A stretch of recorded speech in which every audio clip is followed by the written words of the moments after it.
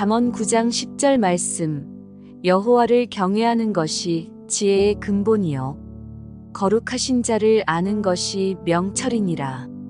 오늘 아침 묵상의 주제는 하나님을 경외하는 것이 지혜의 근본입니다. 잠언 1장 7절은 지혜의 시작이 여호와를 경외하는 데 있다고 말합니다. 이는 우리가 세상을 어떻게 이해하고 해석하느냐가 결국 하나님을 어떻게 보느냐에 달려 있다는 중요한 진리입니다. 예를 들어 고양이를 어떻게 정의하냐는 우리의 세계관에 따라 달라질 수 있습니다. 만약 이 세상에 하나님이 없다면 고양이도 그저 적자생존의 산물일 뿐입니다. 반면 신이 비인격적 기운이라면 이 물질계에 존재하는 모든 것은 단지 환영에 불과할지도 모릅니다. 그러나 창세기 1장 26절에 나오는 것처럼 하나님이 세상을 창조하시고 우리에게 이 세상을 다스리는 책임을 주셨다면 고양이를 포함한 모든 피조물에 대해 우리는 책임과 관리의 의무를 가질 수밖에 없습니다. 이렇듯 하나님을 어떻게 바라보느냐에 따라 세상을 보는 관점과 행동 방식은 달라질 수밖에 없습니다. 우리의 지혜와 현실 해석의 근본은 바로 하나님을 향한 올바른 이해에 있습니다. 그리고 본문은 우리가 경외하는 분이 거룩하신 하나님임을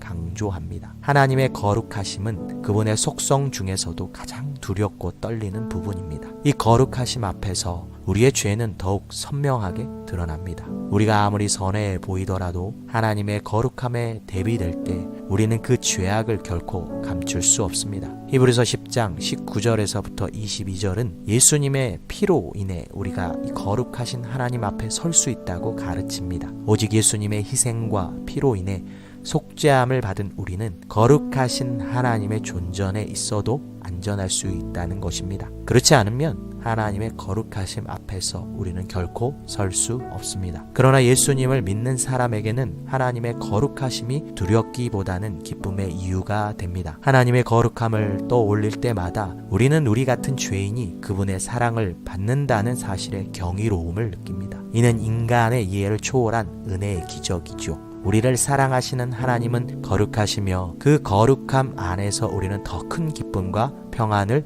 누릴 수 있습니다. 웨스트민스터 소요리 문답은 하나님은 영이시며 그분의 속성은 무한하시고 영원하시며 불변하시고 지혜롭고 거룩하시며 공의롭고 진실하신 분이다 라고 정의하고 있습니다. 하나님을 경외하는 것은 이 거룩하신 속성을 깊이 깨닫고 그분을 진정으로 존경하고 경배하는 데서 비롯됩니다. 그리고 그 경외함에서 참된 지혜가 시작됩니다. 오늘 하루를 시작하면서 우리는 하나님의 거룩하심을 기억하며 하나님을 경외하는 마음으로 살아가기를 소망합니다. 하나님을 경외할 때 우리의 삶은 더욱더 지혜롭고 풍성해질 것입니다. 오늘 아침 하나님의 거룩하심을 묵상해 보십시오. 우리가 거룩하신 하나님을 사랑할수록 겸손해지고 행복해짐을 느끼며 깨닫게 될 것입니다.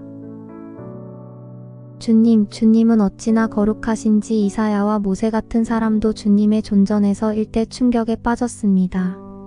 그런 하나님이 예수님을 통해 제 거룩하신 아버지가 되셨습니다. 주님의 거룩하심과 주님이 모든 죄를 미워하심을 묵상하는 일보다 더 저를 변화시키는 것은 없으사오니 성령으로 제 속사람을 강건하게 하옵소서. 예수님의 이름으로 기도합니다. 아멘.